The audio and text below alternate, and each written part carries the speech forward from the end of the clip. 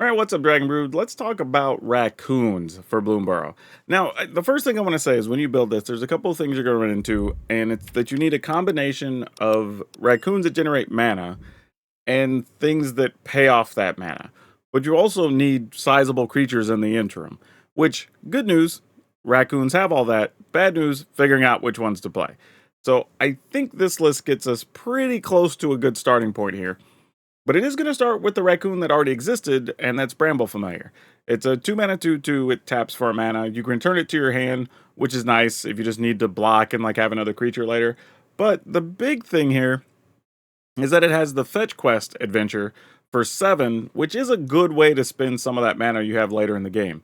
Especially when you want to make sure you hit your 4 mana spend so you can expend and get the bonuses for the turn. We're going to play a couple of Bramble Guard Veteran in here as well. This is a card that I kind of toyed around with if I wanted in the list or not, but ultimately I wanted some things that were quality odd numbers to spend on mana, because I think early on it's going to be easy to go from 2 to 4, but then after that it gets a little weird.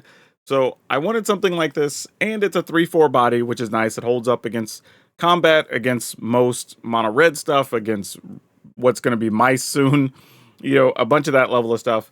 And if you do expend, everything gets +1 in vigilance, which is super cool.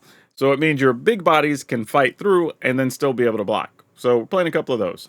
Now, this thing that we're playing is actually not a raccoon at all, but it does help the raccoons. And hear me out here. It's a 5 mana 5/5, right? And it does come into play and either does some damage or we get to spin those spells, right? And that's one of the biggest things you need here is you need to keep having access to cards so you can keep trying to get to expend or whatever, right? Or just ways to spend that mana that you have, whether it's expend or not, that you're worried about.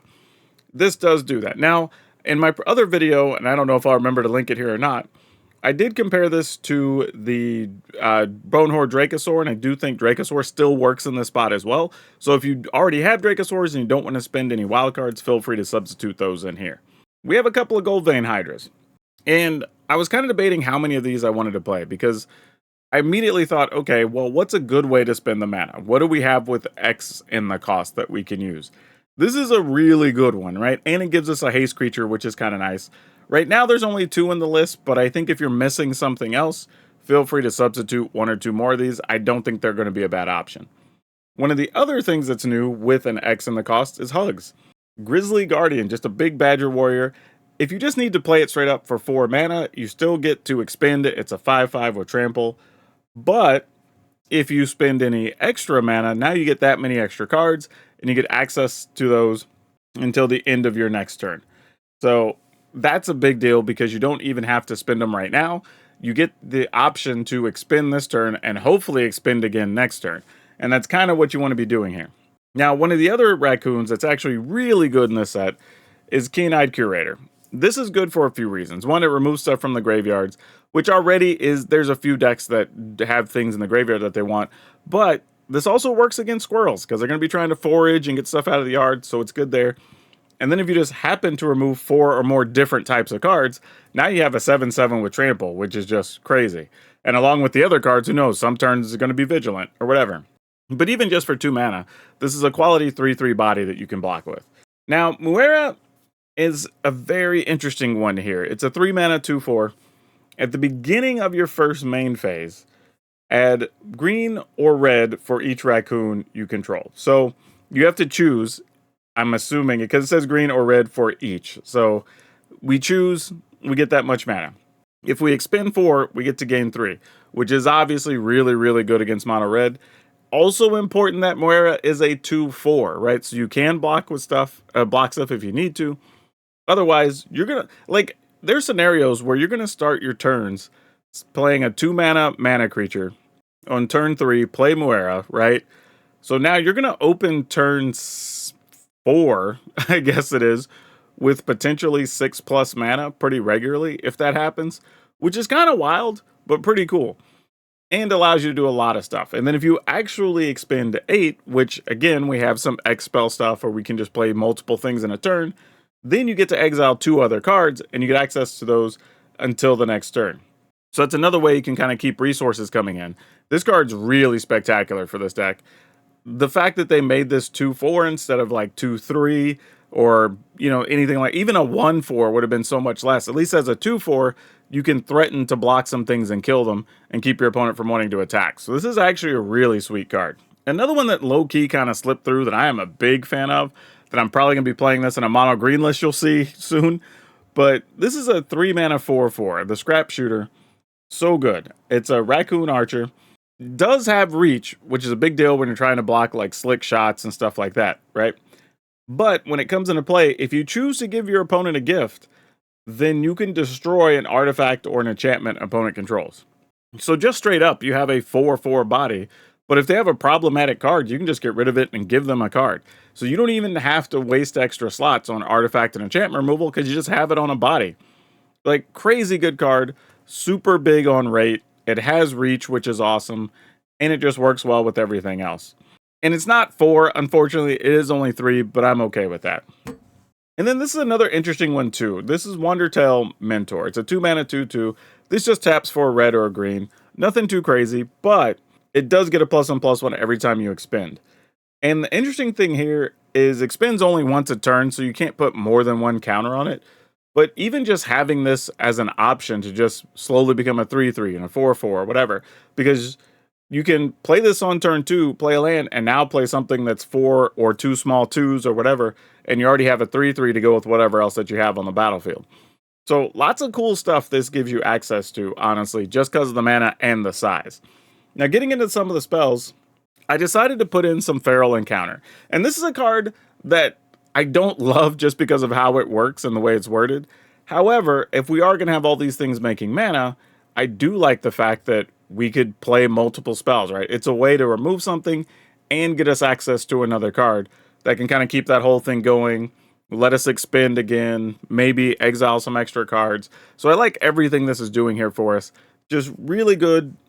Probably the first deck I've played where I looked at this card and went, this really has a purpose here and really does something. Now, a couple of the other spells we're playing are Take Out the Trash, instant speed, deal 3 to a creature or planeswalker. I would like to have Incinerate here. However, it does have another clause that if you control a Raccoon, you can discard a card, and if you do, draw a card. This is a great way to get rid of excess lands we don't need, or maybe we draw a mana creature really late that's not doing anything for us. We're looking for a bigger spell maybe, so we can trigger some things, whatever the case is. This allows us another way to keep cards in our hand, or to dig for answers, which I like. And then coming back to the whole X-Spell business, Tyvar Stand. This is one of the decks where we could play this proactively if we wanted to, right? Because there's nothing that says you have to expend during your main phase. So if you're attacking and you do this, you could get all the expend triggers that would happen otherwise, right? So there's some fun stuff you can do with this. And of course, for 1 mana, it does just protect a creature from dying or being targeted or whatever. So I like what that's bringing to the table here as well, especially since some of these cards are going to have pretty serious mana invested into them. This gives you a backup plan to be able to protect them. So I like that a lot. With our lands overall, we're not doing anything too crazy. I did find room to play 1 3-tree city here, just because we can choose Raccoons, tap this, probably generate another like 4 mana or something. So not going to be crazy, I don't think, but we'll see. I have a feeling 3-tree city works better in lists that are leaning on, say, like tokens, so you can have way more mana to spend on stuff. I don't know if we're going to have quite enough here, but I at least wanted to play 1 and give it a shot. And we're playing some Rockface Village, because you can give target lizard, mouse, otter, or raccoon +1/+0 and haste till end of turn. Since the majority of our stuff happens to be raccoons, they basically say kicker 1 red, come into play with the +1/+0 and haste, right? So we're okay with that. Just a couple of those on the list, not many, because we do have a lot of early green things we want to cast, so we didn't want to go too heavy there. But overall, I don't know. Did this give you some cards to think about for Raccoons? Maybe. I don't know. But I think cards like Feral Encounter, Bramble Familiar, Tyvar Stand, these are cards that have already been around that really fit perfectly into this kind of list. So I think this would help these Raccoon lists really, really, really over the top. And we get to play a lot of creatures in here. So even if you're playing against sweepers or whatever, you do have Tyvar Stands for defense. You do have lands that get stuff haste.